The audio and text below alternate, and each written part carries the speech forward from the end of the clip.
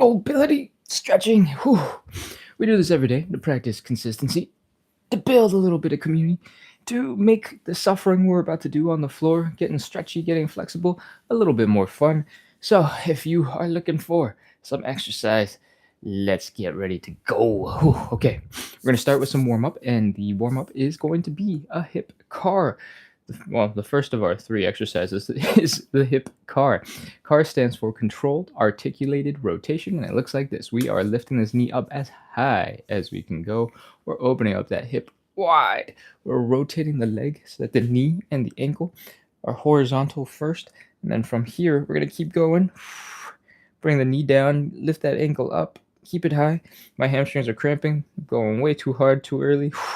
And from here, we're going to bring that leg down and back, flexing the hamstrings, flexing the glutes, pulling that front hip flexor back. And that is one rep. Gayatha says hello, everyone. And Chase says hello. Welcome back, everybody. Okay. That is one rep. We're going to do 10 of these on the left side, 10 of these on the right side. Let's go.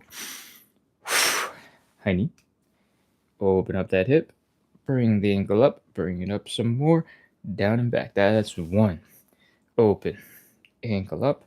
Down and back. 2. Open. Ankle up. Down and back. 3. Open. Ankle up. Down and back. 4. Open. Ankle up. Down and back. 5. Open. Ankle up. Down and back. 6. Open. Ankle up. Down and back. 7. Open. Ankle up. Down and back. 8. Open. Ankle up. Down and back. 9. Open. Ankle up. Down and back. And last one. 10. Oh. That's one leg done. We're 25% of the way. Let's turn on over to the other side. Let's go. High knee. Open. Ankle up. Down and back. High knee. Open. Ankle up. Down and back. High knee. Open. Ankle up. Down and back. High knee. Open. Ankle up. Down and back. High knee. Open. Ankle up. Down and back. I think that's 5. 6. Open. Ankle up. Down and back. 7. Open. Ankle. Down and back. 8. Open. Ankle. Down and back. 9. Open. Ankle. Down and back. Last one. 10. Oh, those are hip cars going forward. If your leg is really tired, that is normal. This is a really intense way to start warming up. And breathe, chill, relax for a second. We're going to start going in reverse. In reverse, we're hitting all the same positions, but we're doing them in a different order because it's reversed. From this standing position, we're going to start by bringing the leg down and back, flex the hamstrings, flex the glutes, feel the stretch in the hip flexor. I want you to try your best to keep your core nice and strong and nice and tight.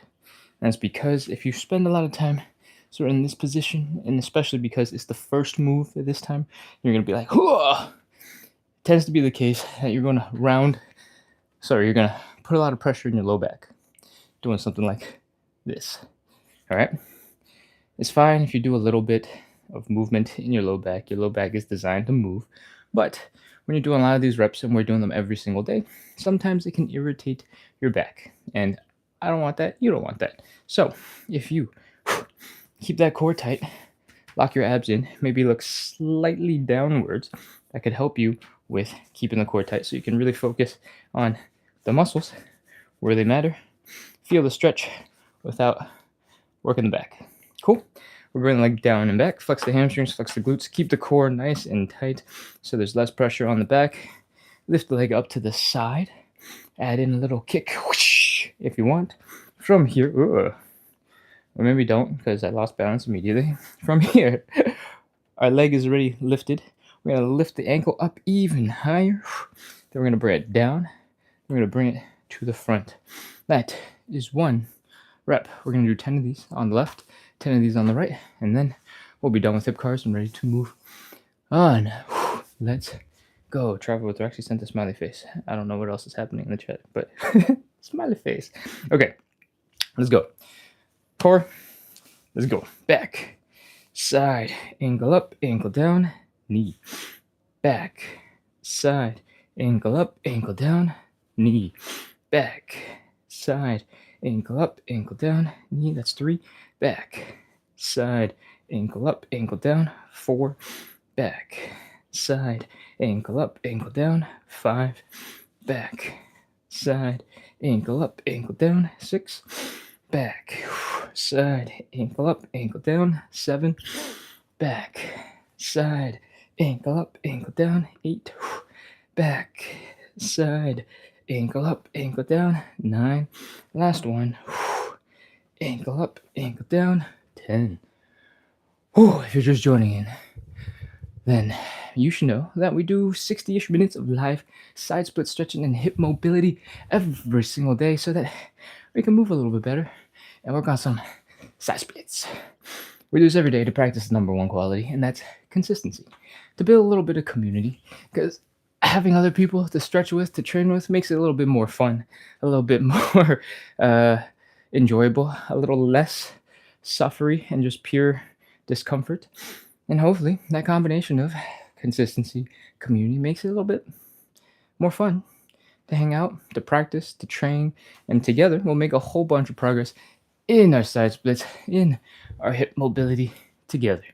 All right, we got one last hip car. I was so tired, I just need to take a break, so I decided to do the spiel. All right, let's go. Last leg. Again, if your back, especially if your low back is getting a little achy, a little irritated when we're doing this position, I want you to try to pretend like you're doing a little bit of a crunch. Just a little bit of tension here in the core so that when you extend the leg back, your low back doesn't go like this. Keep that low back locked in. And when we bring that leg back, feel the stretch here in the hip flexor. Whew. Okay, let's go. Back, ankle up, ankle down, knee. Back, side, ankle up, ankle down, knee. Back, side, ankle up, ankle down, knee. Back, side, ankle up, ankle down, knee. That's 4. Back, side, ankle up, ankle down, knee. 5. Back, side, ankle up, ankle down, knee. 6. Back, side, ankle up, ankle down, knee. 7. Back, side, ankle up, ankle down. 8. Back, side, ankle up, ankle down. 9. Last one. Back, side, ankle up, ankle down. 10.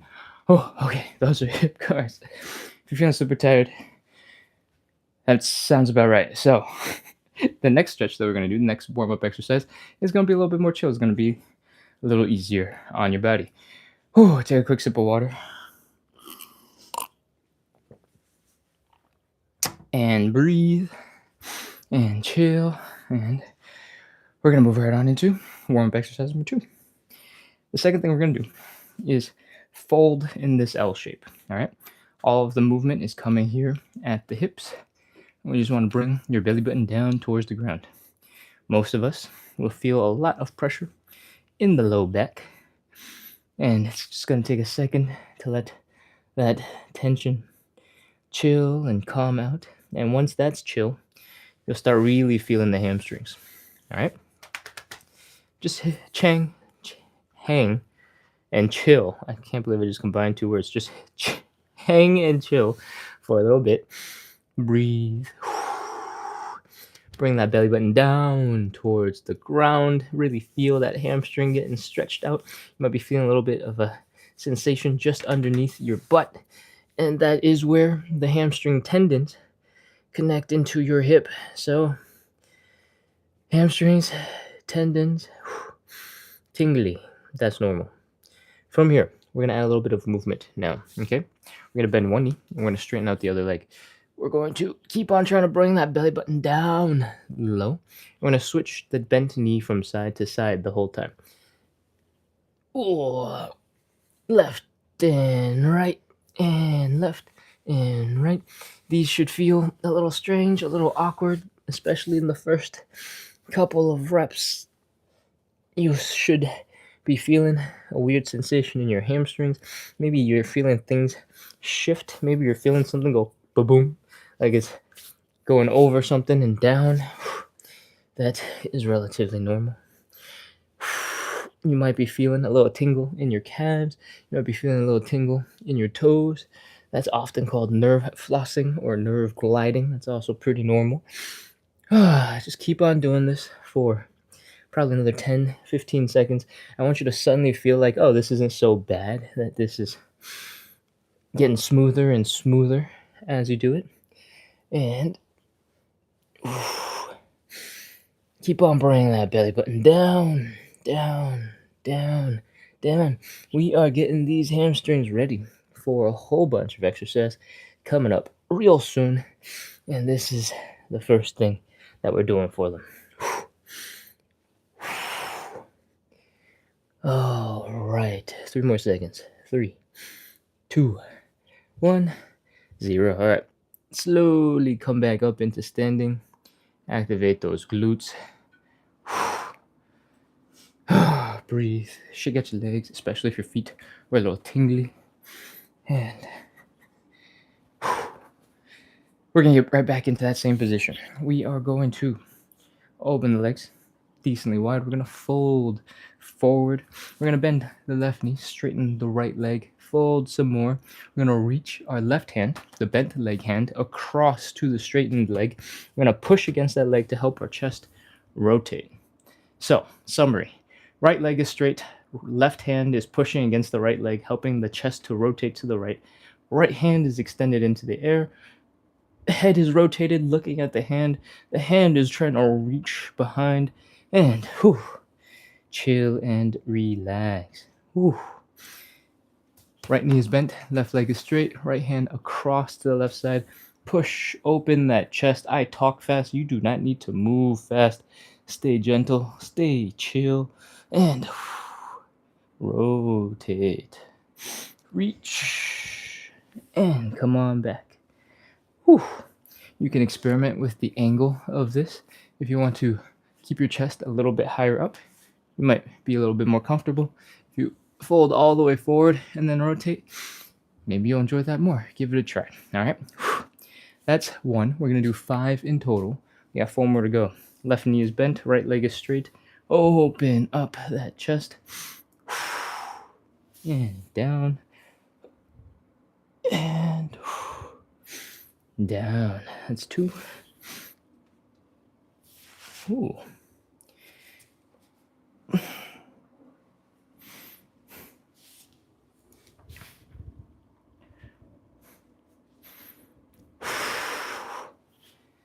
And 4. Last one. 5. I don't know what's going on. My spine is a little stiff today. Felt like I didn't get much rotation at all. That is a little bit of thoracic rotation. The goal is to rotate in that spine a little bit. Your thoracic spine is basically everything above the low back and just under the neck. And this part of your back is designed to move really well from side to side, from forward to back, and with a little bit of rotation. Most of us aren't doing much of anything other than this one.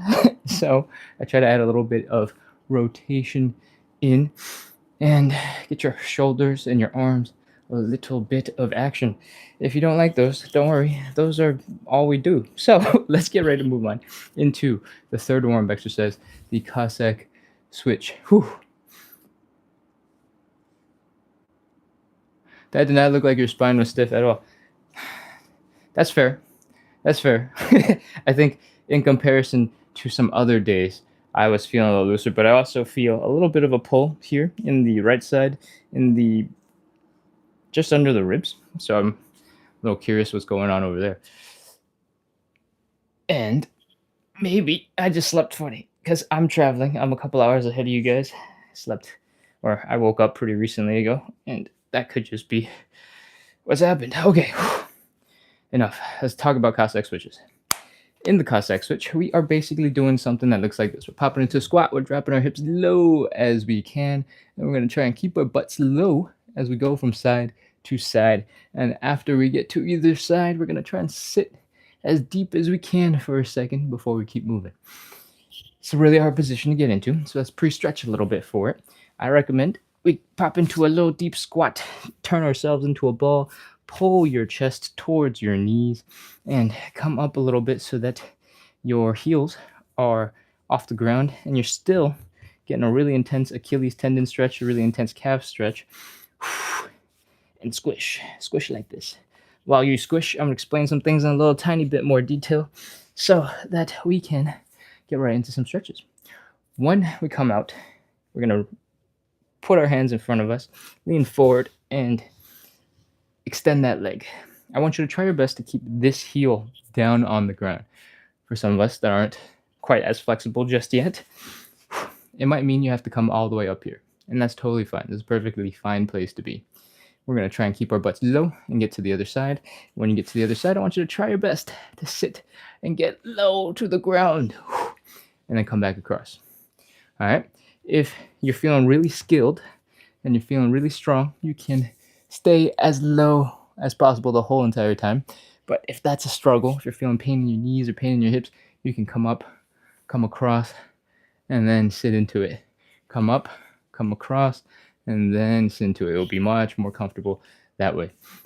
If everything I just explained seems like it's going to be really exhausting, don't worry. You can put your hands down the whole time to give yourself a little bit of support and a little bit of help with balance. All right, that's it. Let's go. We're starting. We're going to do 10 reps, go on left, and 10 reps, come back. In the squat position, we are leaning forward, putting our hands down, extending one leg out, and adjusting this leg so that the heel is down. You might be able to sit really low. You might be able to point your knees directly in front. You might want to open up your hips and have your knees pointing to the side. That is entirely up to you, so experiment with what you like. From here, I want you to come into whatever position you can with your heel down and scoot your butt over. Again, hands can be down, giving you support. That's 1, and 2, and 3, and 4. We are just pausing for a tiny bit at either end. Doesn't have to be for very long. I think this is 6, 7. And if your knees are achy, come up, sit down, come up, sit down, come up, sit down, come up, sit down. I have lost count, but I think this is 9. So let's wrap up with one more. And 10. Whew, that is our Cossack switches. And that is the end of our warm-ups. If you are joining in for the first time and you're feeling like, whoa, that's the end of the warm-ups, that's crazy. Are you serious? There's more? Don't worry, because we're just preparing the body for some stretches. What we're doing today, right now, is about 60 minutes of live side split stretching and hip mobility work so that we can move a little bit better and we can get into these deep, crazy, cool positions like some side splits. Our number one goal here is to practice consistency. To build a little bit of community is number 2. I guess I started with our number 1 goal is consistency. Number 2 is to build a little bit of community. Because at the end of the day, to make change, we need to do stuff over and over and over again. And that's hard. That's really, really, really, really hard. So what I'm trying to do is send good energy out into the internet, make it a little bit easier for you guys to come in, hang out, make some friends, chill, mentally relax a little bit while we stretch out and forget some of the suffering that you're about to do because you're having so much fun. Cool. Hopefully that combination of consistency, of community, of good vibes helps us all make a whole bunch of progress in our hip mobility towards better movement and helps us get some side splits. Okay. Where am I going with this? I think it's time to start some stretches. We just finished our warm-ups and hopefully you're sweating a little bit. Your hips are moving a little bit better. And now we are ready to get into some hamstring stretches.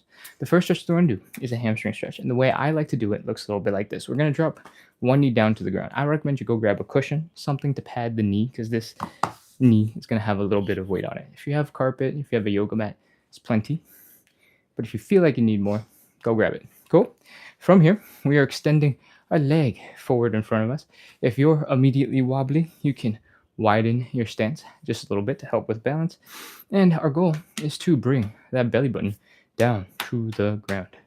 All right, folding forward, trying to touch the belly button to the thigh. Perhaps that's a better feeling than the ground, because the ground seems crazy far right now. Okay, from here, your hamstrings are going to tighten up, and I'm going to spin around so you get a different angle.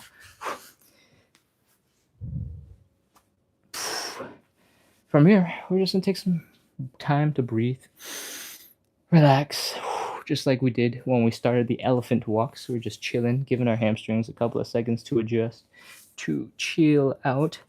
And then, now, we're going to do a big inhale, fill our lungs with air, and then we're going to exhale slowly. And while we exhale, I want you to try your best to fold your belly button down. It's okay if your back rounds a little bit, but I don't want you to turn into a ball and try to bring your head down to the leg. That puts a lot of pressure on the upper back, and it doesn't actually make us any stretchier here at the hips where it matters. All right? So, belly button down. Focus on the belly button. Inhale, exhale, fold. Cool? Inhale. Exhale and fold.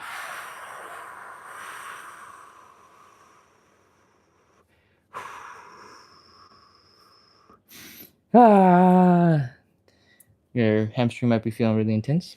That's okay. Chill. Some of this rounding that you're seeing in my back is because this is how close to the ground I need to be to put my hands down and give myself a little bit of support. If I get rid of it, I feel like the pressure is a little too intense, so I want to put the hands down. And once you put the hands down, there's a little bit more rounding in the back. Oh, okay. One more inhale, exhale. Let's go. Inhale. Exhale and fold. Bring the belly button down. If you're struggling a little bit with back rounding, you can look slightly up and away, and that will help lengthen that neck, and it will help straighten out that spine. This isn't that important. Just if you wanted to focus on that. All right, cool. We filled the time. Let's go. 30 seconds. 30. 29. 28. 27. 26. 25. 24. 23. 22. Keep on trying to bring that belly button down. 20. 19. 18. 17. 16, 15, 14, 13, 12, 11, 10, 9, 8, 7, 6, 5, 4, 3, 2, 1, 0. All right, come on out of that stretch. If your hamstrings are really tired right now, that's okay. That's normal. Let's switch over to the other leg. Whew. And let's go. Extend that leg directly in front of you. We're bringing the belly button down to the thighs. Relax, chill, take some normal breaths, breathe. And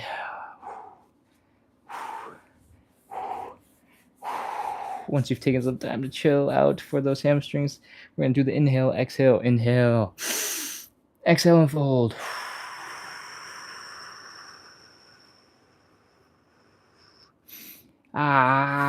If your hamstrings are tingly and they're unhappy and they're uncomfortable, that is probably okay. Give yourself a couple more breaths, and we're going to do one last inhale, exhale. Whew. Inhale, exhale. Let's go. Inhale. Exhale. And fold.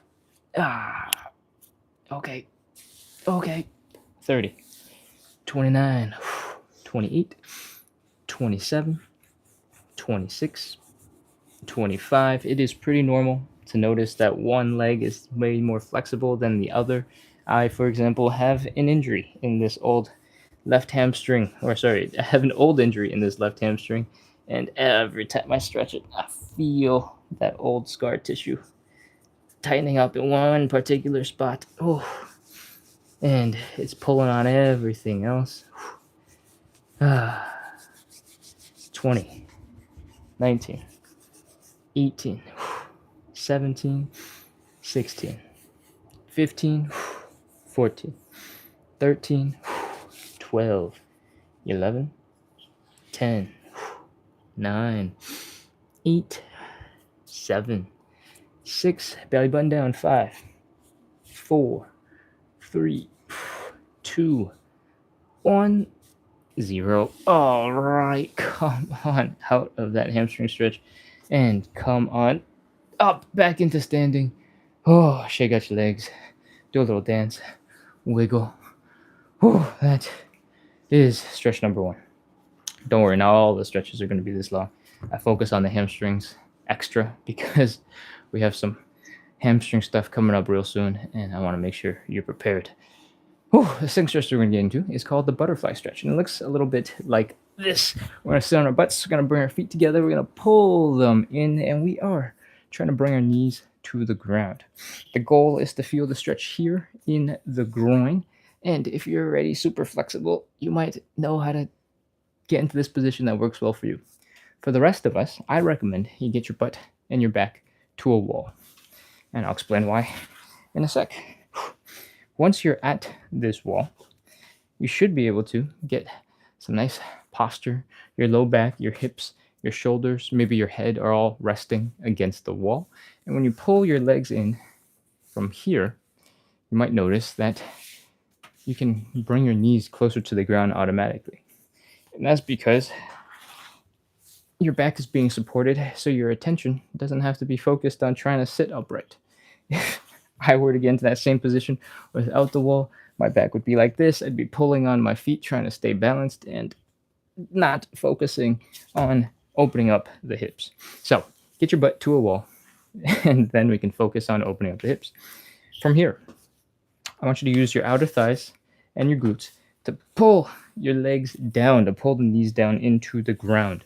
And if you don't know what that really means or how to use those muscles, that's okay. You just try your best. If your legs start coming upwards, those are not the right muscles. Keep on working on it. From here, we're going to apply a little pressure to our knees. And when you do this with your hands, you're going to feel pressure in the back of your head, maybe in the back of your shoulders, because we're pushing and the force is coming from the shoulders.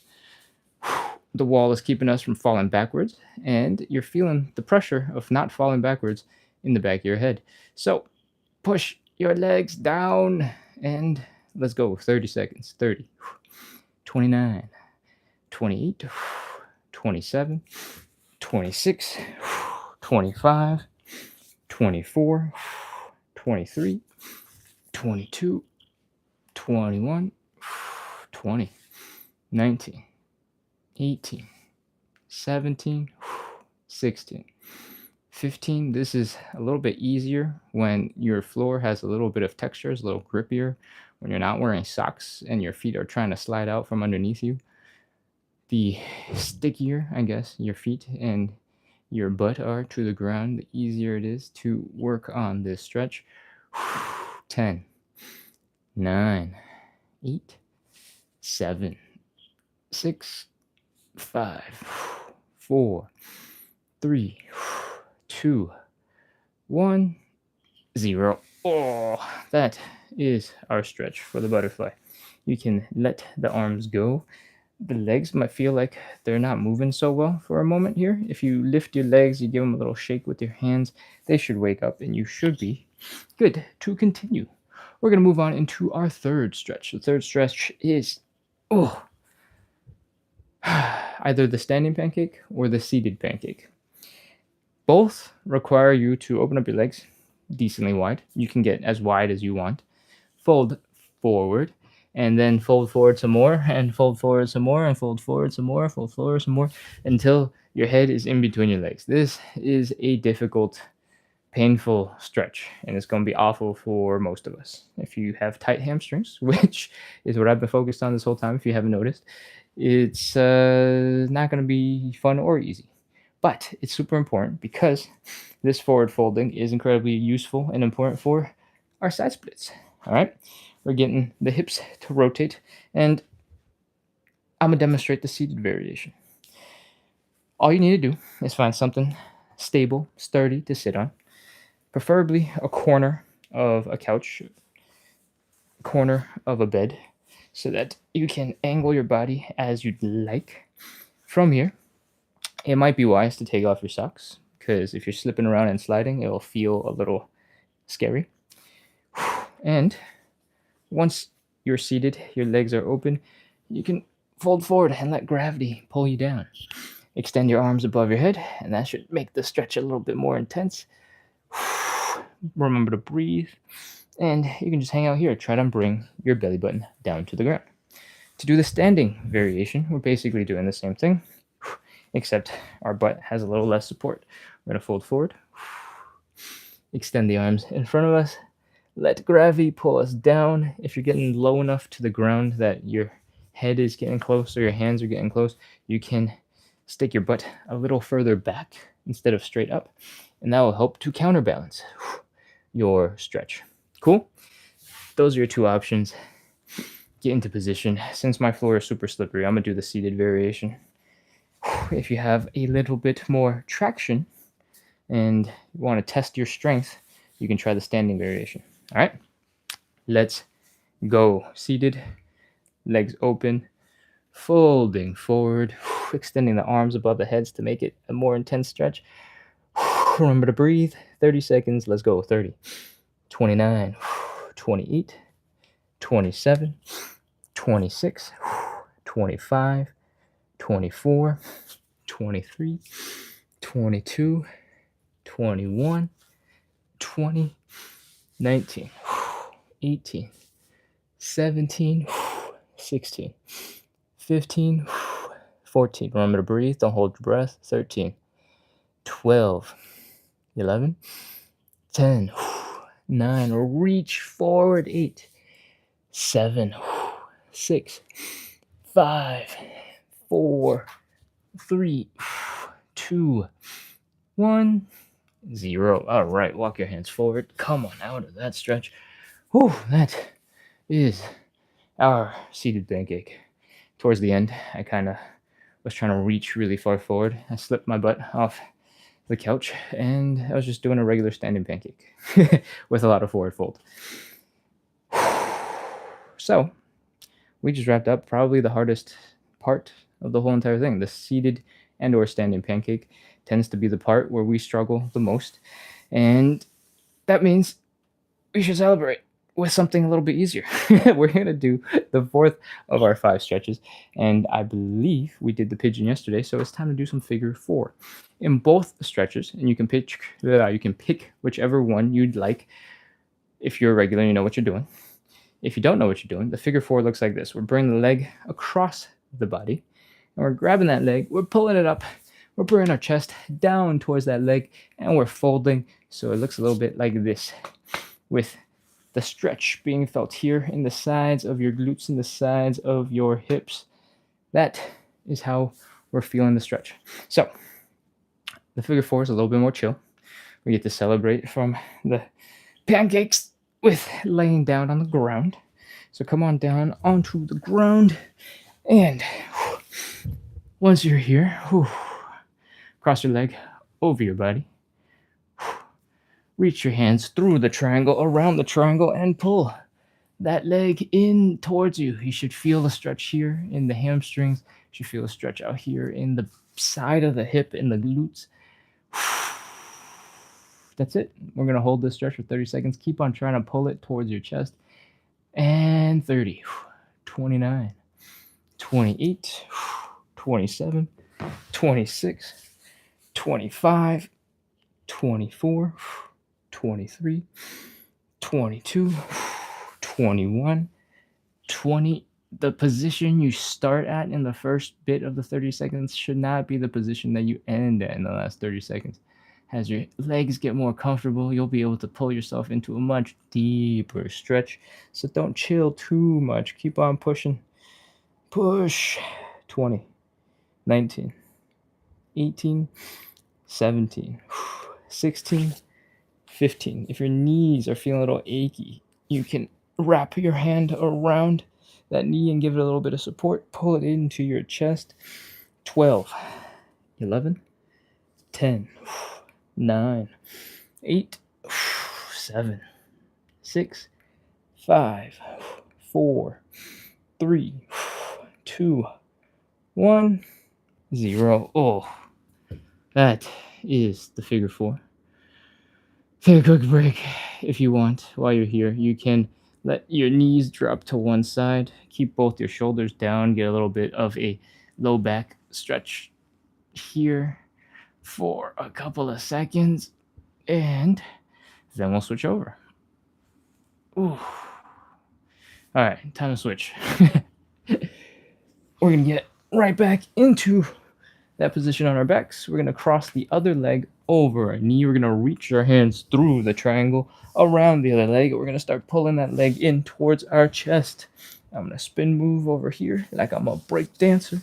And let's go. Pull on that knee. Bring it in. Feel the stretch here in the outer hip side of the glute area in your hamstrings. And 30, 29, 28, 27, 26, 25, 24, 23, 22, 21. Again, keep on getting deeper into that stretch. 20, 19, 18, 17. If your knees are getting a little achy and tingly, you can support them a little bit. Wrap your hand around them. Wrap your arm around them.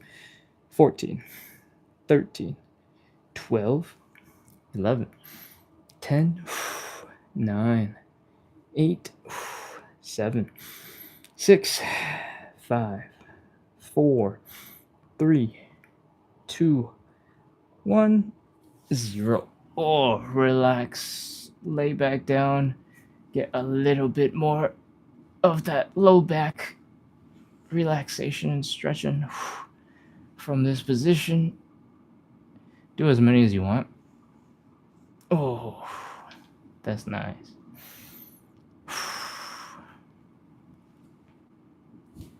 You also don't have to keep your legs up. You can do whatever you want since you're already laying down. Whew. All right, that is the 4th of our 5 stretches. We have just wrapped up all the stuff before our side splits. If you don't know, we end with 3 rounds of side splits, and we're about to start right now. Don't worry if it sounds intimidating. Don't worry if it sounds a little scary. We break it down into little pieces, and we slowly move our butts into the right positions. Grab a sip of water, take a break. And I'm going to talk about safety. The side splits, in general, if you're taking them nice and slow, especially if you've done the whole entire workout thus far, your body's going to be warmed up. It's going to be ready for a little bit more intensity. And that side split is going to come in and bring some intensity. All the muscles that we stretched so far, including the glutes, the hamstrings, the inner thighs from the pancake, and what else do we do? The groin from the butterfly. Those are all muscles that we need to use in order to maximize our side splits. So this whole time, we've been pre-stretching, pre-preparing a whole bunch of the different muscle groups that are necessary to combine together into some side splits. The side splits are basically just a really advanced form of hip mobility. Everything we've been doing before this was hip mobility, so they all kind of tie nicely together. And what else we got to talk about? Safety. Most of the time, you're not going to fall backwards. But on the odd chance that you're just trying to tweak and adjust and figure out something, you might lose your balance when you're in a position that looks kind of like this. And if you lose balance going forward, it's not the end of the world. We got hands for that. But if you start going backwards, it starts getting really scary. So I recommend you stand pretty close to something nice to fall back into. If you have a bed, if you have a couch, as long as they won't move and slide out from underneath you, that's a good place to start. But For most people, I actually recommend you just get to a wall. That's because if you stand right in front of the wall, your shoulder can hit the wall, your butt can hit the wall, your mid back can hit the wall, and all those different places are relatively comfortable. It'll keep you safe, and you don't need any fancy stuff. You just need a wall. Cool? Those are your options. One more safety tip, and that is the safer you feel, the more comfortable you are setting up and getting into the side split, the easier it will be for your muscles to relax. And at the end of the day, stretching is a lot about controlling the tension. It's about relaxing your muscles. So, if you can, if you're feeling a little apprehension, if you're feeling a little nervous, grab cushions, grab stools, grab tools, grab whatever you need to make your space feel as safe and secure as possible so that you can relax and chill. All right. I think that's all I got for this topic. So let's move into some side splits. We got 3 rounds of side splits, and in between each round, we're going to shake out our bodies. We're going to relax our muscles because the more we do them, the more tense our legs are going to get. And we just talked about needing to relax. Cool. Whew. Let's start. Open up the legs decently wide. It doesn't have to be crazy, and it should not hurt. Just decently wide is good. From here, we're going to fold forward at the hips like we're taking a deep bow. We're going to take our hands, put them down on the ground if we can. If we can't just yet, see if you can open up your legs a little bit further. When you're folded forward in this position, usually your hips will basically be in the position for the side split, and you should be able to open up your legs a little bit deeper compared to when we were standing and feeling discomfort here. Okay? So, from here, we're going to externally rotate the legs. What does that mean? We're going to have our heels down, point our toes up, and have our knees come pointing up. Heels down, toes up, knees up. All right? This rotates the leg bone so that your thigh is in new relationship with your hip, and your thigh bone doesn't smash into your hip bone and cause you a whole bunch of pain. That's basically what we're doing. From here, I want you to walk your hands back, help you sit upright a little bit more, and that's basically the whole thing. You're going to do a little wiggle from side to side, see if you can get deeper into the stretch. And 30 seconds. Let's go. 30, 29, 28, 27, 26, 25, 24, 23, 22, 21, 20, 19, 18, 17, 16, 15, 14, 13, 12, 11, 10, 9, 8, 7, 6, 5, 4, 3, 2, 1, 0. All right, that's it. Walk your hands forward. Bring your knees into the ground and chill, breathe. Oh. I'm doing this in socks because for whatever reason, this floor is, I don't know, just kind of hard to do the splits in. I'm slipping a lot, even with bare feet. And then when I get to that very little bit where I'm trying to wiggle from side to side, my feet get stuck. I have no idea what the physics of this floor is. But since I'm already slipping with bare feet, I figured adding a little bit of socks and having a little bit more slipperiness is not going to kill me. But for you guys at home, I recommend that you have more grip rather than less grip. And that's because the more grip you have, the easier it is for you to feel comfortable, for you to feel secure, and the easier it is for you to chill and relax. If the whole time you're like, oh man, I need to contract my muscles because my legs are going to slide out from underneath me, you're going to be really tense. And you're going to be holding your muscles tight because you're afraid that you're going to slip. Cool? All right. With that spiel, let's get into some relaxation. Come on up into standing. Oh, groan and grunt if you need to. Oh, shake out your legs. What we're going to do is shake out the tension in our body. And it's going to look a little bit like this. We're going to go and shake it out and get relaxed. If you're brand new to the show, you haven't really seen any of this before, I recommend you start with something that feels a little bit like you're flicking water off of your toes. You just got out of the swimming pool and your legs are a little bit wet. You're gonna flick water into the eyes of the people you're hanging out with because you're trying to annoy them, right? when you do that flick and you're trying to get that water flying as far as possible, the ankle is loose. You're trying to go, whoosh, you're whipping that leg, right? That's the same feeling we want to have in our legs. We just don't need to maintain this really high intensity. You can drop the knees, relax the hips, and keep the body sloppy and floppy and whippy and noodly. And we're going to do the same on the other side. Flick, flick, flick, flick the water off your feet. And as you get more comfortable with it, relax and chill and wiggle and flop and turn into floppy noodles. Shake out the tension. The main principle behind this is if your legs are able to move around and flop around and relax, there's not going to be a whole bunch of tension holding your arms, holding your legs back, right? If you just did a lot of bicep curls and your biceps are really tight and you're like trying to shake out your body and they were still tight, you look like a weird robot gorilla, right? What we want is the opposite. You want to look like a floppy car sales dealership balloon thing that goes like this. And we want to take that same principle and apply it to our legs. All right. We did some leg relaxation. Let's do some hip relaxation. I want you to stand mostly with your weight on one leg. I want you to gently place down one foot. And I want you to rotate this leg in and out and out and in and out and in. You don't have to do this with so much intensity or control. We're just trying to get the muscles to relax and be loose. So there's no weight on the leg. We're just chilling. Just bring it in and out and in and out and in and out and in and out and in and out and in and out and in and out. And as you get more comfortable figuring out which muscles that is, you can come up to the big toe. You can have your heels shifting back and forth. And then eventually, you can take your toes off the ground and just keep going.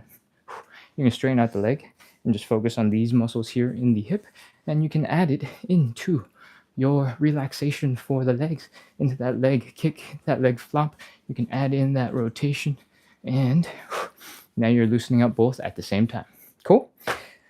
If you didn't get it on the first try, that's okay. Takes some practice, takes some time. We're going to recover it again and again and again, so don't worry about not getting it on the first try. And hopefully your hips are a little bit more relaxed and we're ready to get into some side splits. Let's get into side split number 2. Again, stand in front of whatever it is that you would like to be able to fall into for a little bit of support, whether it's soft and padded or just a good old-fashioned wall. From here, we're going to open up our legs decently wide. If it is already uncomfortable in your hips, bring your legs closer together. From here, we're folding forward.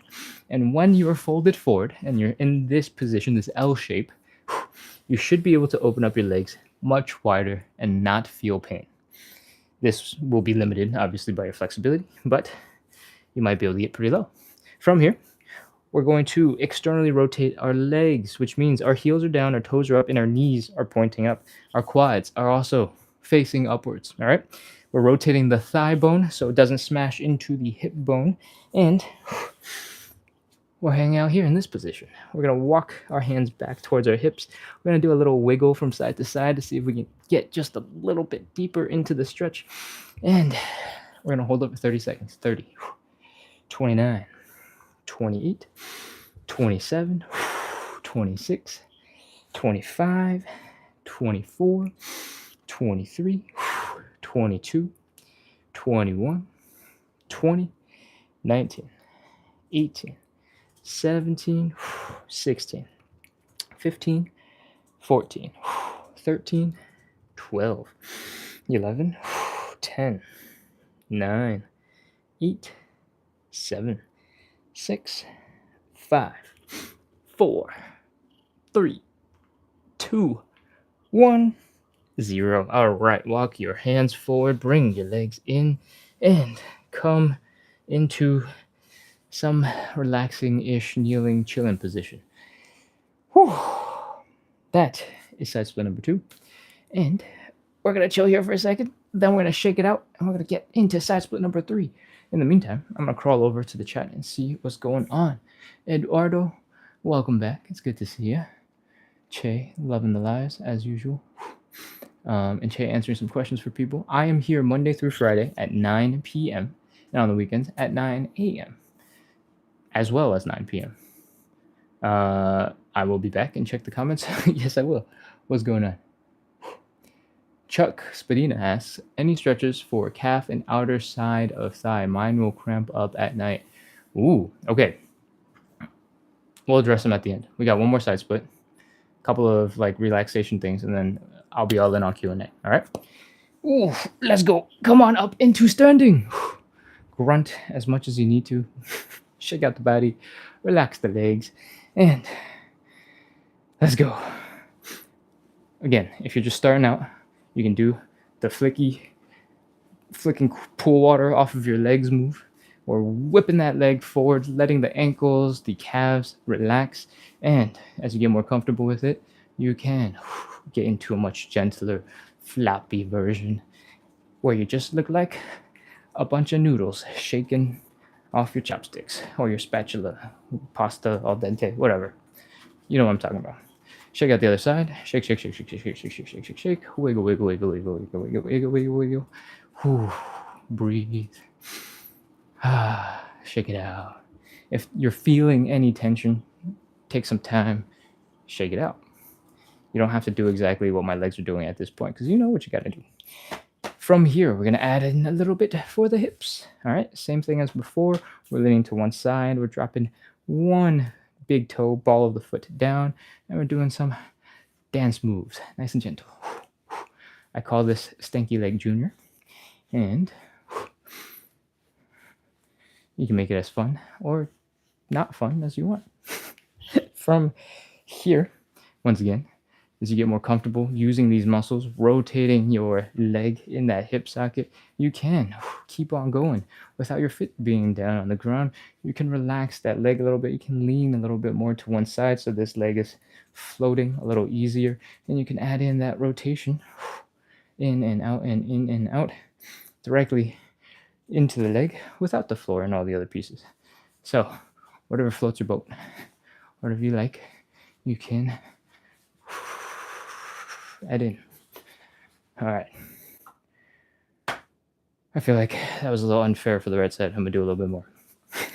All right. Now, hopefully your legs, your hips are a little bit more relaxed. You're a little chilled out. And we are going to get ready for side split number 3. Stand in front of whatever you're prepared to fall into, whether it's the wall, a bed, a couch, and open up those legs. We are remembering to stay comfortable. This is not supposed to be painful. If you get to a point like over here, you're like, this is so painful. Bring your legs in. Forward fold. Now that you've forward folded and we've changed the angle of our legs to our hips, now you can open up your legs as far and wide as you want. Should be much more comfortable. From here, we're going to externally rotate the legs, which means your heels are down, your toes are up, and your knees are up, which basically just allows us to maintain the same folded forward position, but we get to sit back onto our butts instead. All right? What we've been doing so far has been chest down, belly button down, hands down, right? Your face is facing towards the floor, and we're opening up the legs. When we do the external rotation, where the heels are down, the toes are up, and the knees are up, we're basically just rotating backwards. We're maintaining the same angle as this, but we're sitting backwards. All right?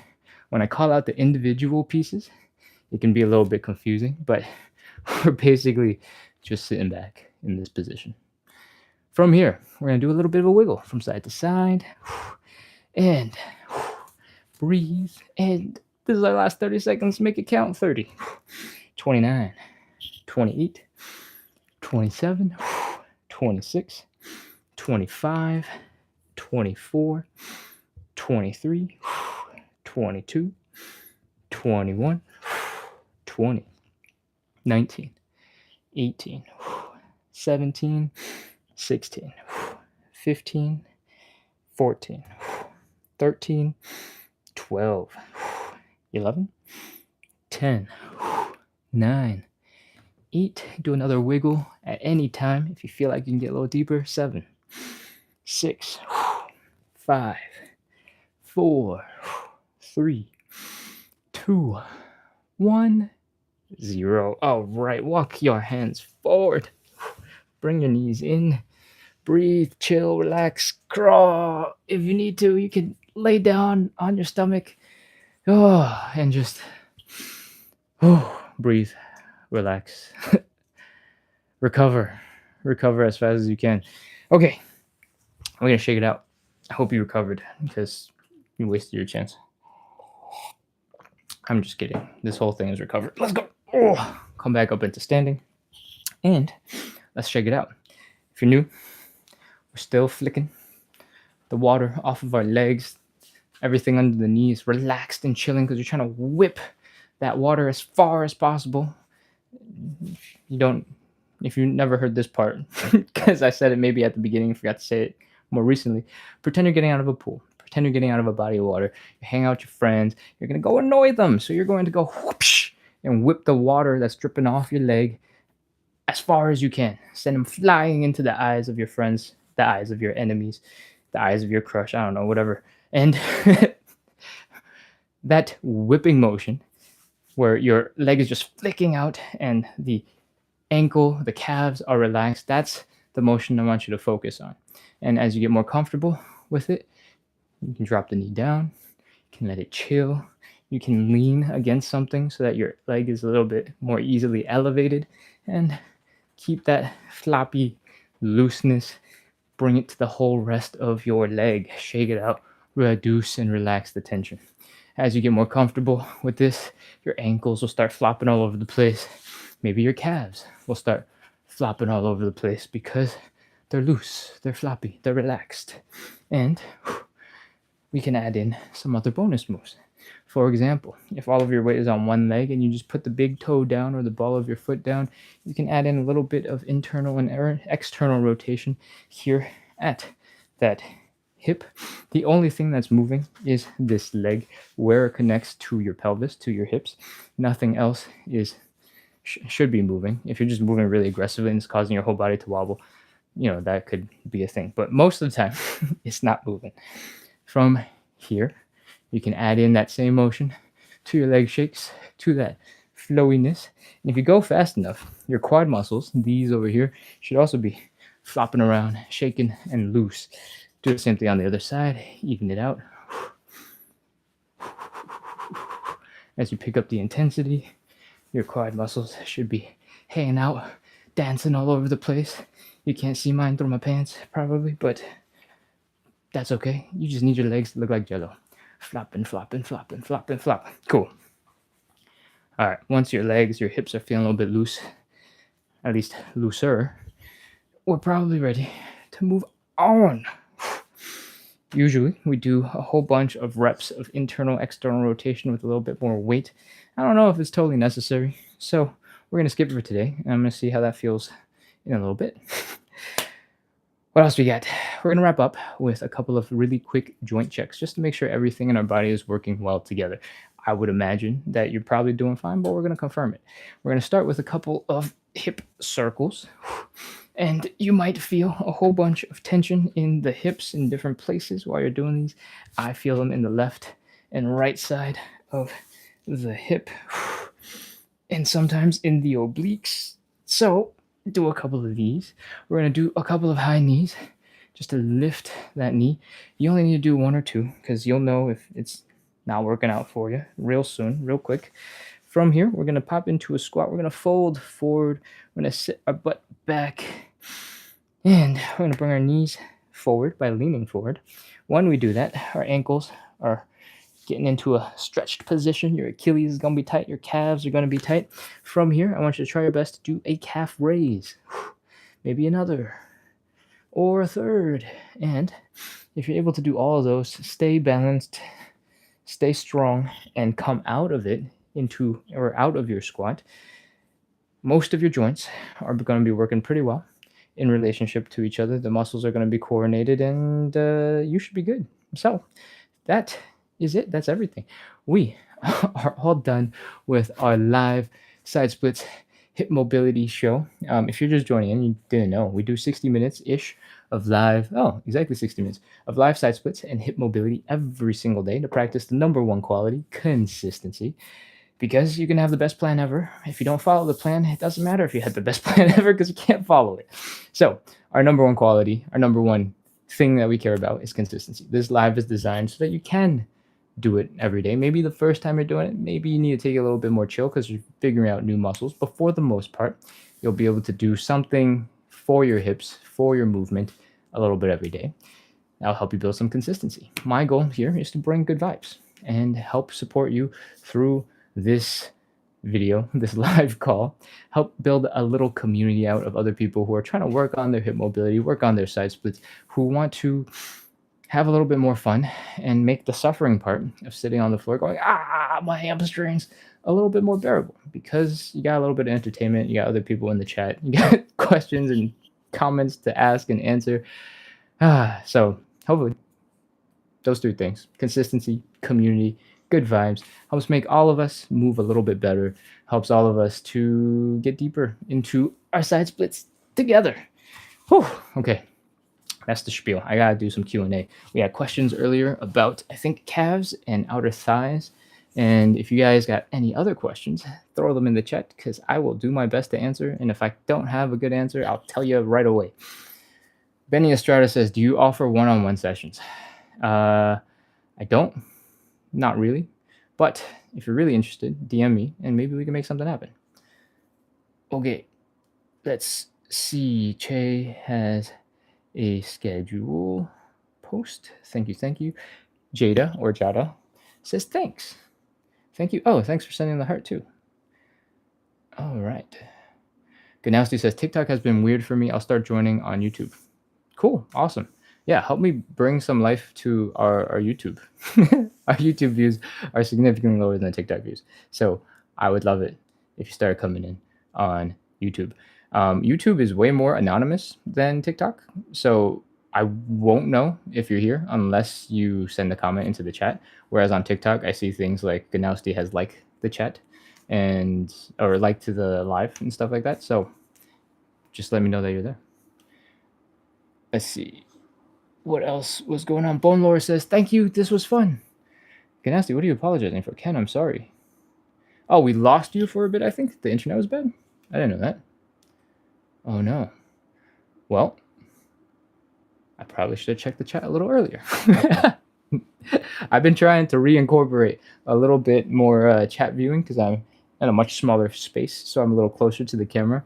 And I clearly didn't review the chat often enough. Maybe it happened during the side splits. Bummer. Okay. Anyways, we're going to move on. I'm scrolling through the chat backwards to see if we can cover some of the old conversation that I did not see. Jada says, I've been seeing you every night on my For You page and just followed. Jada, that's awesome. I'm glad the For You page is working and sending you the things that you need to see. A little creepy, but I think in this case, I appreciate it. Not that you're creepy. The For You page algorithm is creepy. Okay. I'm looking for that question. There we go. Boom. Any stretches for calf and outer side of thigh? Mine will cramp up at night. All right. The calf has two main muscles, and we'll talk about that first in the order of your question. The calf muscles, if I flex really hard, I can isolate them. I think you got the big main one, all right? And there's a second one down here called the soleus muscle. So they both get trained basically when you point your toes, all right? And however, the soleus is much better to train or much easier to train when your knees are bent. And it's the same for stretching them. If you want to focus on stretching your calf muscles, you probably know there's something that looks a little bit like this, right? You're just bring the toes towards your knee and you should feel that stretch like so. But that mostly stretches the bigger muscle, that showier muscle, and it doesn't hit that second muscle that's a little bit hidden underneath nearly as much. So to focus on that one, you just need to bend your knee. All right. So when the knee is bent, that's when the second calf muscle gets to work. And you can see that the main muscle is a little soft. It's not straining as hard. But this one down here, because my knee is bent, there's zero play. There's zero action. It is tense and it's flexing hard. Okay. So what does that mean in terms of exercises? You got calf raises. I'm trying to look for a good angle. Is this visible? That's visible. Okay. So you got calf raises. And I guess now I should be wearing shorts, but it's so cold. I don't want to be wearing shorts. Okay. From here, we have some calf raises, right? The basic calf raise is just standing up, lifting your body as high as you can onto your toes, contracting those calves. To make this an even better exercise, you can elevate your toes a little bit, hold on to something for a little bit of balance support, and when you're in this position, you actually get a little bit of a stretch. The straighter you keep the leg, the closer you get to this wall, the more of a stretch you'll feel in that calf. And when you do the calf raise, all the way to the top, I recommend using something a little bit firmer than a yoga block because the yoga block will deflate underneath you and then it'll be all squishy and weird. But for the demonstration purposes, this is fine. When you do a bunch of these, you get to work on that calf strength from a much larger range of motion, and that's always good. But you also get a little bit of a calf stretch in the process, which is also good. I think it's been studied that if you stretch and you train at the same time, you actually get a bit more muscle development and you get stronger a little bit faster. Because on a lot of levels, stretching and strength training have a lot of similarities, even though you're training for very different qualities. Second calf stretch. That was the main calf stretch, right? Now, for the second calf stretch, we have to do it with the knee bent. And that means we can still do calf raises, but our calf raises just have to look a little bit different. I'm not ready for the yoga block yet. So, with your knee bent and you holding on to something for a little bit of support, you can continue to do calf raises, but you just got to maintain your knee back here. And if you're able to balance enough for this, you'll be able to touch your leg and be like, oh, okay, yeah, that makes sense. With the knee bent, this bottom calf, the second calf muscle, soleus, is really tense right now. And I'm going to do part of a calf raise. Still really tense. This one is kind of tense, but it's not nearly as tense. So to focus on that second calf muscle, the knee bent helps you focus on specifically that muscle. When we do the regular calf raise, where I'm standing up a little straighter, there's no way I'm going to be able to touch my calf to demonstrate this. But this muscle is firing super hard and it's going crazy, right? So, and this muscle down here is a little bit more squishy. So, in short, bend the knee, work the second muscle, straighten the knee, work the main showy calf muscle that's big and beautiful, right? That is the majority of our calf stuff. You can do the same thing by elevating your toes in this bent knee position. You can get a slightly larger range of motion and you can get a little bit of a calf stretch. Cool? When you're doing this version, keep in mind that what really matters is bring your knees in front of your toes so that you get that calf stretch. Just doing a squat is not really the same. It's similar, but it's not quite the same. So push that knee forward and extend. You actually don't even have to come up to a fully straightened position. Okay. Man, my toes are tired. Okay. What was the other question? Outer thighs, I think. Jada says, what's the YouTube channel name? Ooh, the YouTube channel is the same as TikTok and Instagram. It's at Splits on the Side. So splits as in splits, and on the side as in side splits, like these. Okay. Oh. Whew. I'm going to just check that last question. Ganassi says, okay, I'll shout out on YouTube. I like taking attendance. Yay, take attendance. We're not that strict, but I appreciate when people announce that they're here. Okay, I'm scrolling back, looking for the comment on the outer thighs. Just going to confirm it one more time. And outer side of thigh. Mine will cramp up at night. Okay. Cramp up at night. Outer side of the thigh. Those muscles are cramping.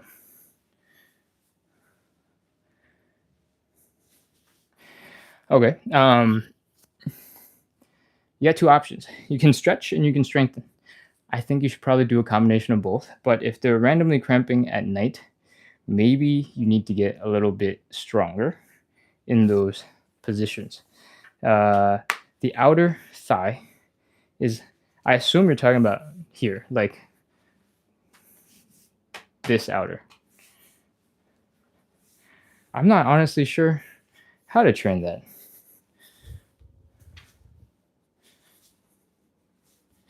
Like there's a little bit when you do some knee stuff. Are you talking about sort of like in the front of the leg, this right side over here? Or are you talking about, or sorry, this outer edge here? Or are you talking about the actual outside of the leg? And most of the movement here, like lifting the leg, comes from the hip. So there isn't that much that we do to train this, but you can do something that looks like this.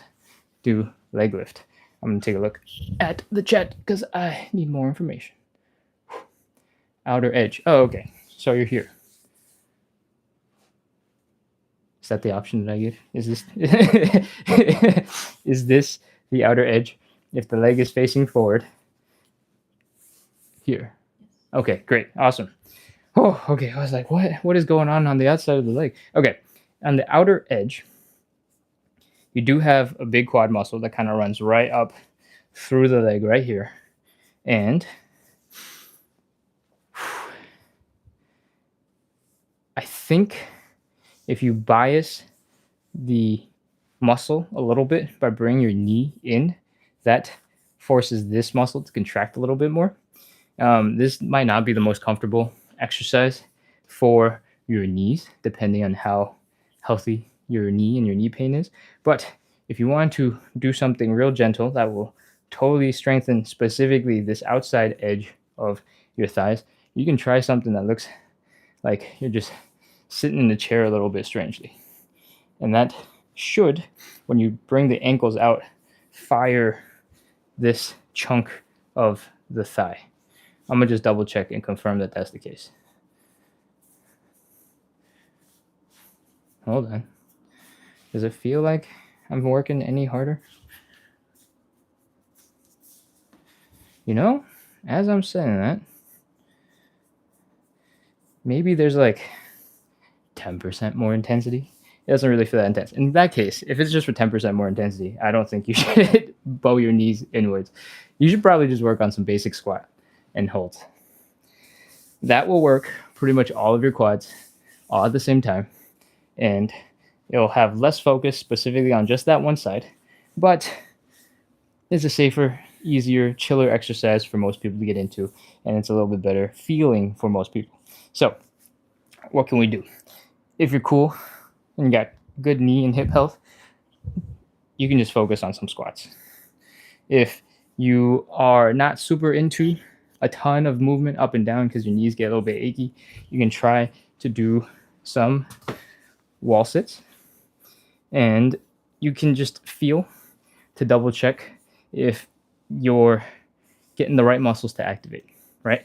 A lot of people might be in a situation where you have some of the muscles in your quads be really strong and the other muscles not working very hard. And this happens because your legs are super complex and you just learned to walk in a certain way. Some people, for example, you might notice, now that I've pointed out, walk and it looks like this. Their toes are pointed out to either side. And usually that means some muscles in the hip just aren't firing at all, and some other muscles in the hip are firing super hard, and it's causing something that looks like this, where the toes are pointing out. Same thing kind of happens in the leg. So when you're doing the exercise and you're trying to focus on strengthening this part of that muscle, occasionally just check, make sure all the muscles that you care about are tensing, are tense, are working hard, and have the potential to be getting stronger. I think in this deeper, lower parallel squat, that part of the outer thigh hits pretty hard. And I think that should be plenty to start strengthening up your legs. Let me know. Do you do anything like that already? Yes, I definitely feel that. Okay, good. Awesome.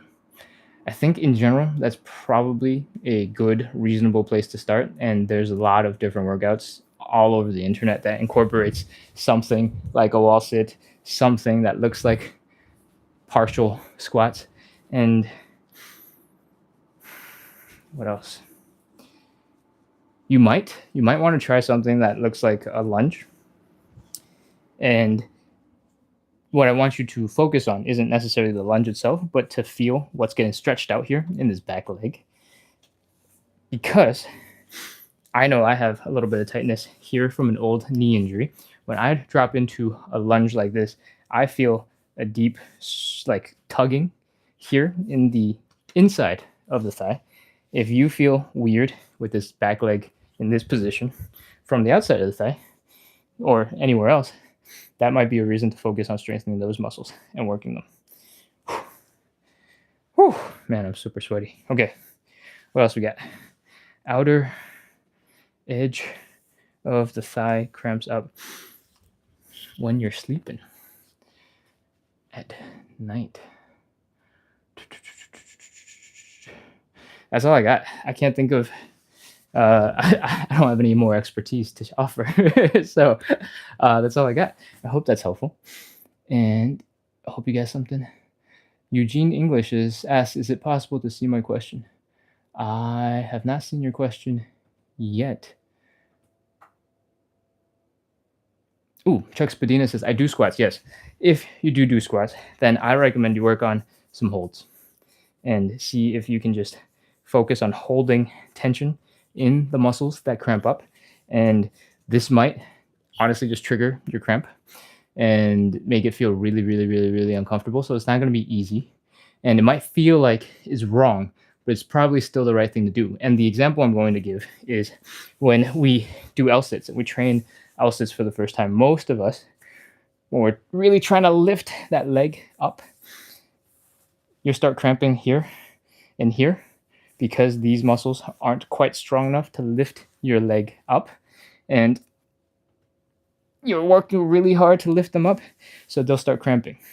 And it's for the L sit in particular, it's not something to avoid because you need to get past that point where you cramp by getting super strong and getting comfortable in this position. All right. So yeah, if you're doing a lot of stuff, focusing on that outer thigh, outer edge of your quad muscle, it could cause you to cramp up more. So maybe don't do too much before you're prepared to be cramping. Otherwise, it will make life a little less fun, I think, because you'll be like, oh, I got cramp. Ugh. Now I have to go do something else. Okay. Whew. Eugene English's question. I'm scrolling. I'm looking for it. If you could send. Oh, never mind. My right arm between the bicep and shoulder is hurting. It got worse when I went bowling last week. Chuck Spadina also says I use a foam roller to help with the cramp there. Okay, good. My right arm between the bicep and the shoulder is hurting. It gets worse when I went bowling last week. Okay, so bicep, shoulder. Are you talking about this muscle over here, just above the tricep and the bicep, or are you talking shoulder as in shoulder blade back here?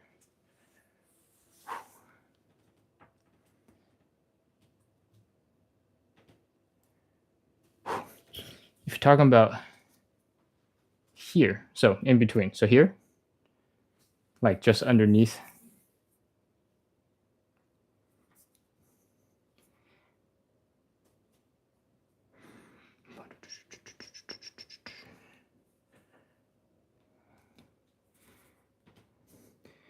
If it's in the arm, I think you're just a little tired from bowling, and it should be mostly okay. And that depends on how intense your discomfort is. If it's just mildly achy, you could just be sore because you just went bowling, and you're doing a motion that you're not used to. Maybe I don't know if you bowl a lot. If you bowl a lot, then that's wrong. What I'm saying is just plain wrong. Um, Alternatively, these muscles in the shoulder, there's several of them, are pretty small and pretty weak in general. And if you watch some gym videos on YouTube, you'll know that they do like dumbbell flies like this with like 3 pound weights and 5 pound weights. And even big, strong people that look huge might be struggling with 10 or 15 pounds. That's because the muscles here are pretty weak in general. So if you're feeling some tension, some pain right underneath these muscles and around the bicep area, I would imagine that is just because a relatively weak muscle just went through a lot of stress. And I would imagine that for the most part, it'll be fine in a couple of days. Just try not to bowl too much right now. Um, I would imagine that if your arm is hurting somewhere between the shoulder and the bicep, that lifting like this is probably quite uncomfortable, that you'd be able to feel it. And if it's closer to the front of the arm, then if you hold your elbow out sort of at like 45 degrees, you'll feel it more. If it's closer to the mid part of your arm, if you hold your elbow directly to the side, you'll feel it more. So yeah, let me know what. Yes, it's sore with pulling movements. It's sore with pulling movements. Sore with pulling movements. Hold on, let me think about this. Is this cup empty?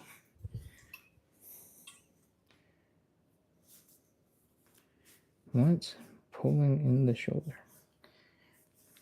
What type of pulling movements are you doing? Are you doing it with a lot of weight, or are you just doing like some casual lifting cups off the ground or off the table and going, oh, okay, that kind of hurts? Because I'm trying to find out how much weight I should be testing with. Where is the strain?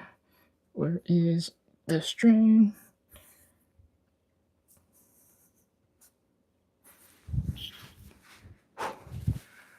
It's a bit lower from where you have your finger. Oh, lower down. In the crease there. Okay, so down here.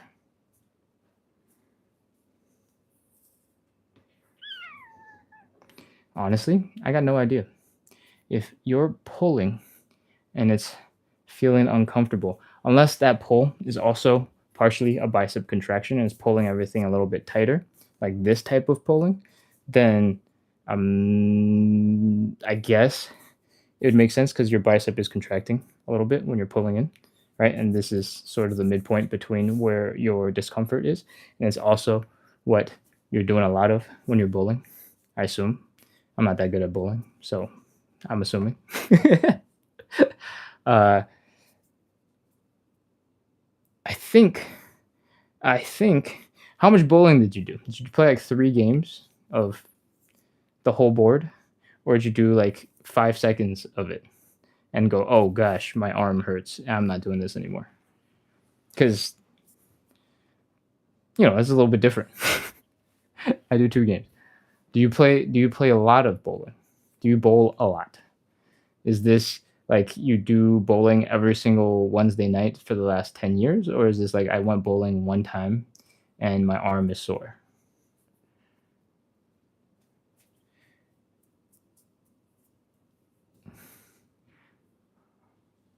You just started last week. Okay. I think you're probably just irritating some muscles that don't get a lot of exercise. I think if you're going to go bowl again soon, try a lighter ball, and it'll look a little, maybe that'll hit your I'm strong, I don't need to use a lightweight muscles or emotions. Don't worry about that. You're trying to make sure your arm is good. I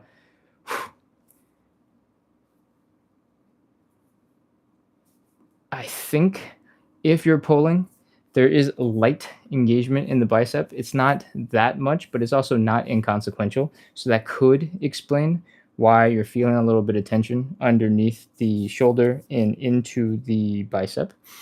But it shouldn't be super bad unless you're really, really sore in a pulling motion. So yeah, I don't know. I don't have the answer for you, but I do think you should probably just rest. And given the circumstances, you're probably just in need of some chill time and relaxation to let your muscles get used to it. Last week you went. Usually delayed onset muscle soreness takes about 2 days to really kick into the tough part. And if it's a new exercise that you've never done before, and you did a lot of it, like you did for 2 rounds of bowling, um, it might take 4 or 5 more days for it to totally stop being sore because it's your first time. Um, so I think it's plausible that you're just sore using a relatively weak muscle to do a pretty intense exercise, right? You're whipping an 8, 9 pound, 10 pound bowling ball and trying to hit things with accuracy. So I would guess it's probably okay and you just need to rest. I hope that helps. I could be wrong. Um, so if you need to, please go ask somebody else and check it out because that's all the information I got. I'm sorry if that's not super helpful. Okay. Ooh. Scooting my butt over back to the camera. Eugene says, thanks. You're very welcome. Online friends or work partners. I don't know what this means. Okay, Nicole. Gayata says, basically chill. Yeah, chill out, relax.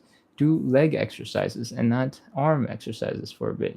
I know a place where you do some leg exercises that comes back every single day at 9 p.m. and does like an hour. So, you can come out, check that person out.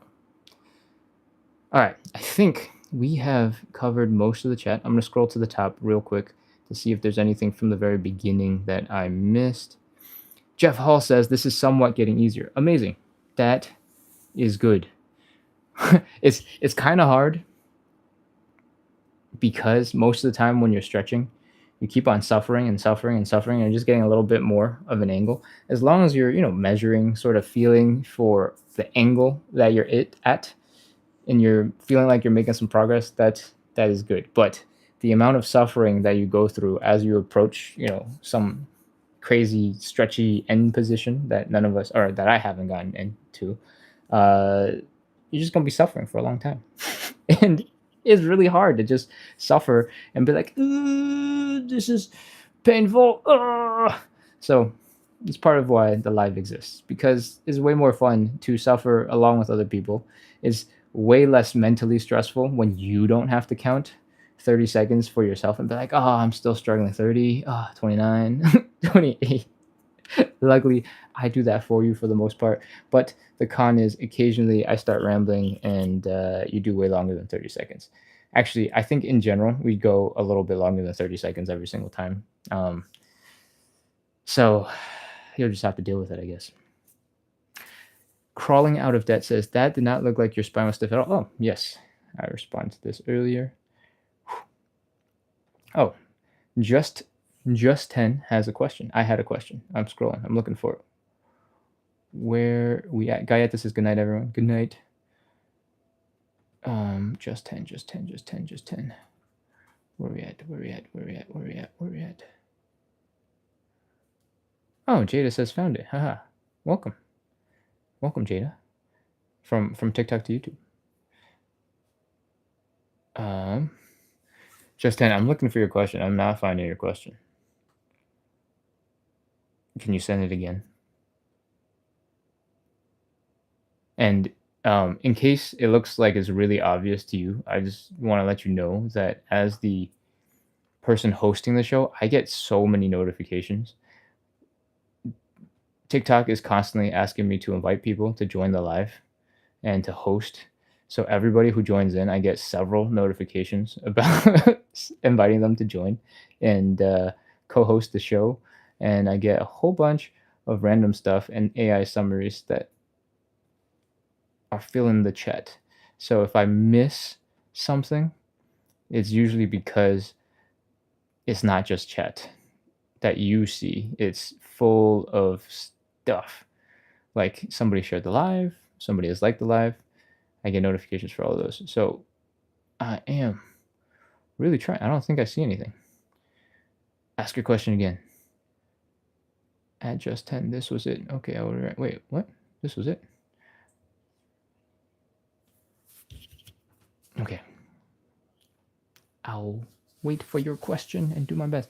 I get this tightness usually in the morning in my low back on one side in the spot right above.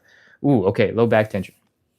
If you are just waking up and you have some tightness in the low back, there's probably some unevenness in the bed, and you're probably just in a position for several hours of the night, and that position is tugging on your back. So, if you're sleeping in the same position, in the same spot on your bed every single day, and you're also waking up with that tightness in the low back on one side, that could be it.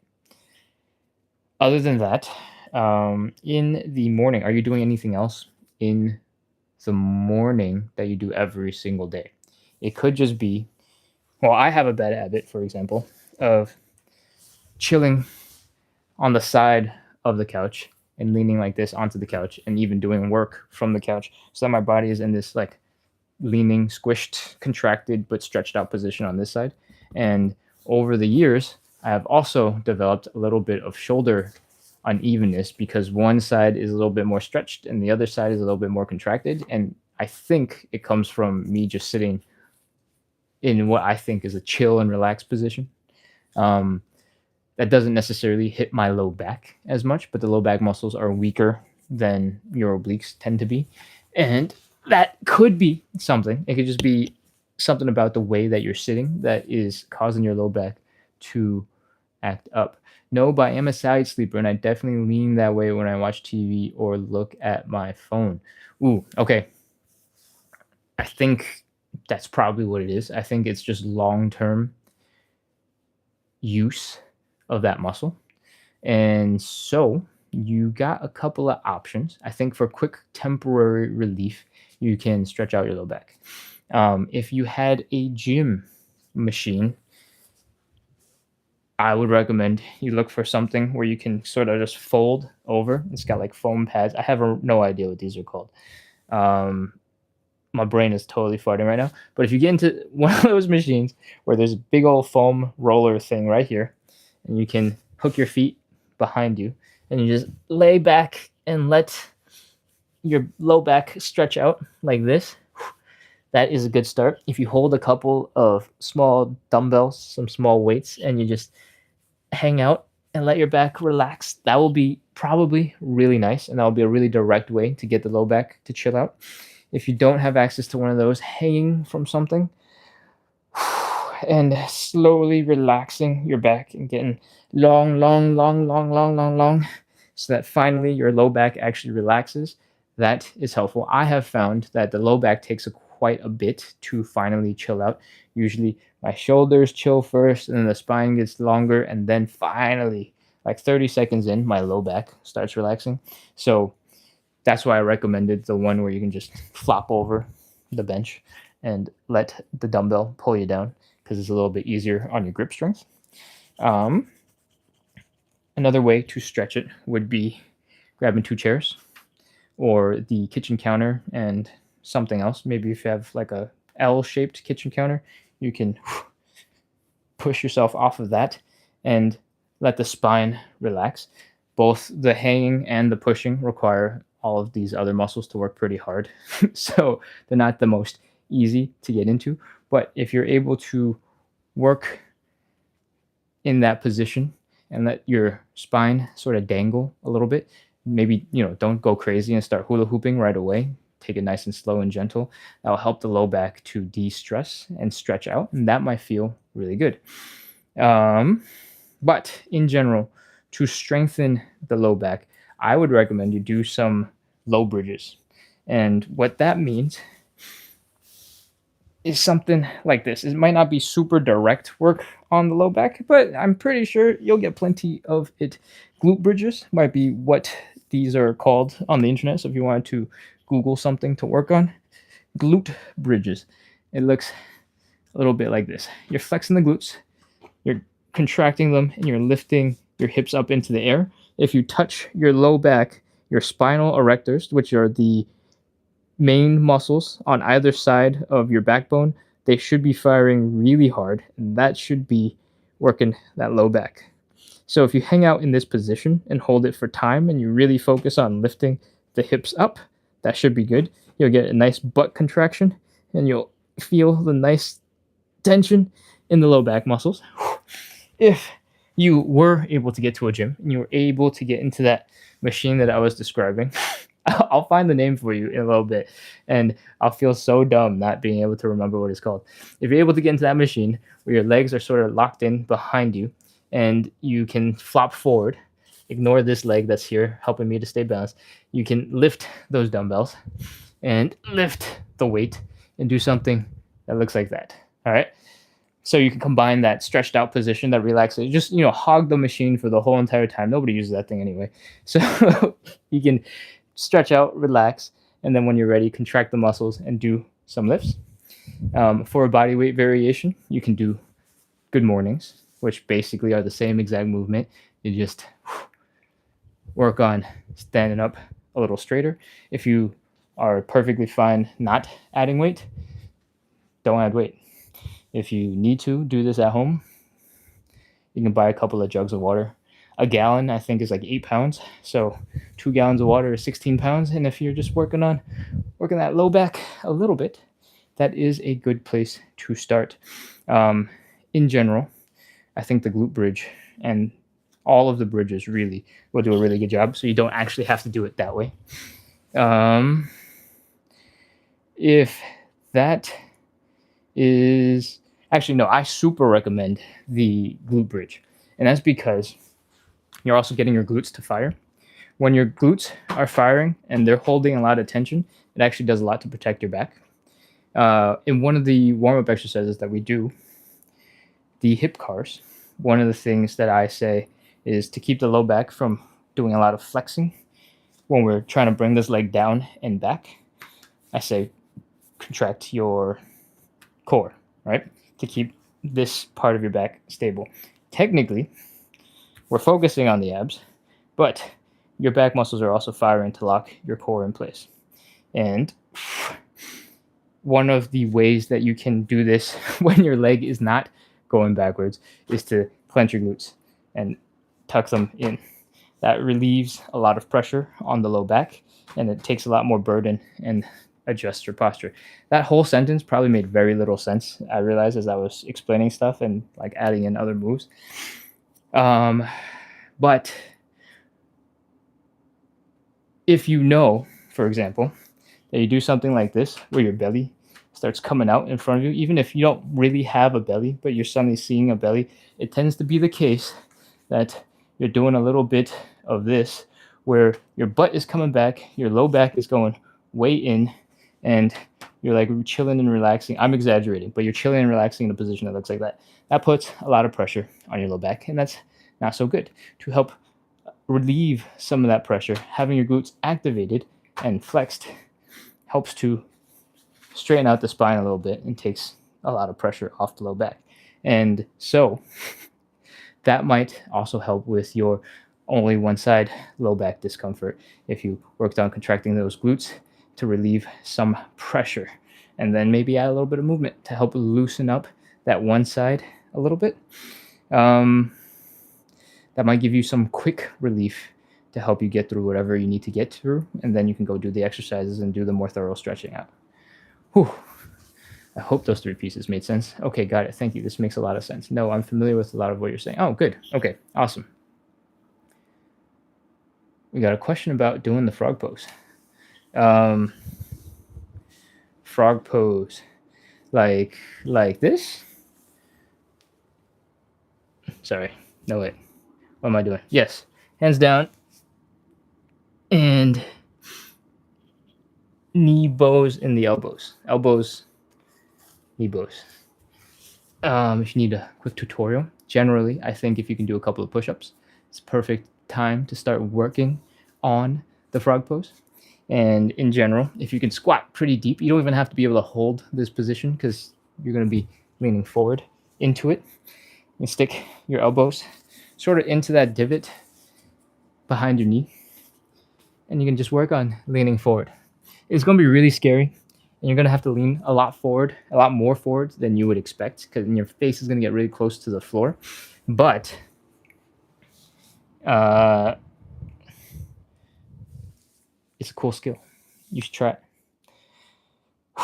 As you get more skilled at balancing in this position, you'll start feeling more tension here in the upper shoulders, in the back, trying to keep your body locked in and stable. You'll feel some pressure here in the hip because your legs are confused about what they're trying to do. And once you get past that, it should be a pretty reasonable thing to hold on to. Most of the time, you're just getting used to the new movement pattern and contracting muscles you've never used in that way before. But the actual strength requirement, most of the weight is going straight through your elbow into your wrist. These are bones. You don't you don't need that much muscle to keep your bones straight up and down. Cool. When you're ready to level up from the frog pose, you can start getting into things called the crow pose. And instead of sticking your elbow into your knee, you stick your knee on top of your elbow. And as you get more advanced, you can stick your knee further and further and further up, at which point it becomes like you're just bending your back for funsies. I don't think it's super important. So you can do that. You don't have to do that. It's not like anybody's quizzing you on that particular exercise. And as you progress that even further, you can start like removing arms, removing legs, not removing arms, you need both arms. You can start removing legs, extending legs, and working on your balance in a whole bunch of different other ways. And this is a really cool position because it helps you to start understanding balance with your body, balance with your hands, and how your body is oriented in space. And it kind of lets you do things like this, which seems like a really cool, crazy skill, and is really hard to train if you're just going into something that looks like a handstand push-up. But if you build up slowly and you start understanding how your body is able to move in space, you'll be able to start piecing together cool moves and trying cool stuff. The frog pose is a really important first step towards learning how to balance on your hands. Okay.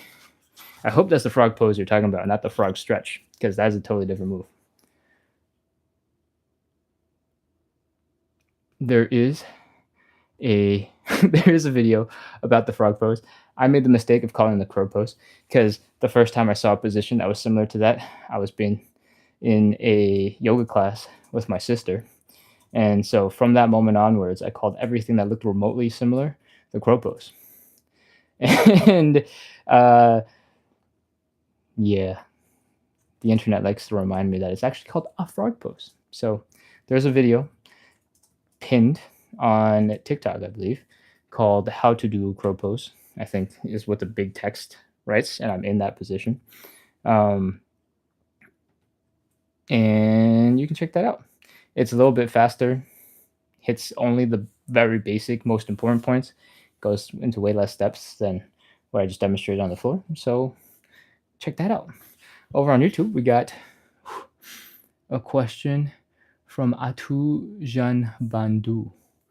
Almighty, oh no, never mind, it's a different person. How to fix anterior pelvic tilt. I have a little bit more explosive strength than I do have endurance or flexibility. And so those L-sits that you saw was just a moment of strength until I got tired. And then because I'm moving, it looks like I'm very intentionally transitioning into something else. Really, I just couldn't hold the L-sit any longer. So I need to get my ass out of that position while still looking cool and showing off, right? So whatever you're doing with your L-sits, I promise you your L-sits are probably just as good as mine. I just have combined it with a bunch of other skills, and my L-sits are bad. That's why I don't do them very often. So you got this. Okay, how to fix anterior pelvic tilt. I don't know what the long-term fix for anterior pelvic tilt is, but I know I got a little bit of it, and I know I got a little bit of it when I'm resting in this position that I was kind of talking about earlier, where my belly is kind of shooting out in front of me, and my butt is kind of popped out like this. And sometimes I know I do this because when I'm carrying a backpack and it's getting heavy and I'm just standing there, I pop my butt out so that the backpack can rest on the shelf that is my butt. And at first, it's relief for your shoulders, but after a while, it becomes discomfort for your back. So it's not a very good compromise. Just take the backpack off, man. Usually, when I'm feeling the tension, when I have been doing something silly like carrying the backpack like this for a while, the main thing I do is I contract the core, right?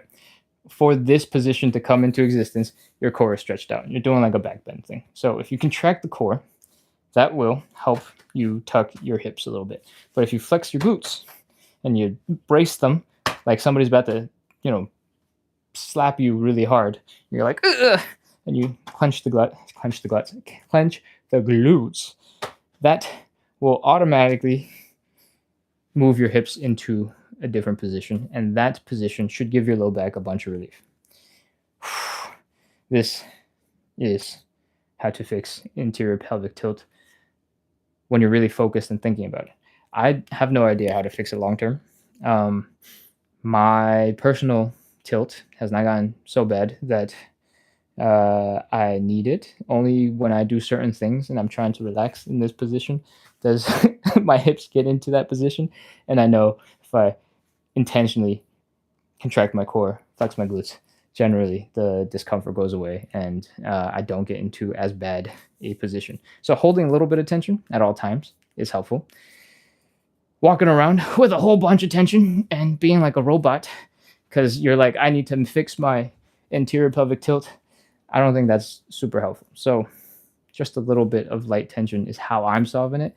For an actual long-term solution, I got no idea. But I imagine it would be helpful to start identifying in what moments you're hanging out in positions where anterior pelvic tilt is extra bad and figuring out how you can reduce those moments. For a lot of people, it's because we sit in a chair and then we're lifting our chest up and we're looking at something. If you can figure out a way to support your back, maybe lift your knees even to do something strange with your hips in those positions, that might get you adjusting to a new position, and that might help a little bit. I think that's my best guess. Cool. All right. I think with that, we have covered all the questions on YouTube and all the questions on TikTok. And I think it's time to wrap up. We still got a whole bunch of people online. Yay. I'm glad TikTok is recovering, I think. For a while, I was only seeing content posted in December, so nothing in January, even though it's basically the end of January. And it has been strange for several days. So that is a huge bummer. But I'm glad you guys are here. I'm glad you found the live. I'm glad you're able to get the workout in, stretch, and enjoy. I hope you had enough fun to keep coming back because, again, usually we do 60 minutes of live side split stretching. We do this every single day to practice consistency, build a little community, make the suffering that we do on the floor a little bit more fun, and hopefully we'll make a whole bunch of progress towards our side splits, towards better movement, towards hip mobility together. We ran super long today, 100 plus minutes, so I hope you got a lot of value out of it. Thank you, everybody who's still on. I hope to see you soon. We do this live at 9 p.m. every single day, Monday through Sunday. And on the weekends, we do another live at 9 a.m. Saturday morning, Sunday morning. Cool. Hope you enjoyed. I hope to see you soon. Closing out. Let's go. Bye. And now.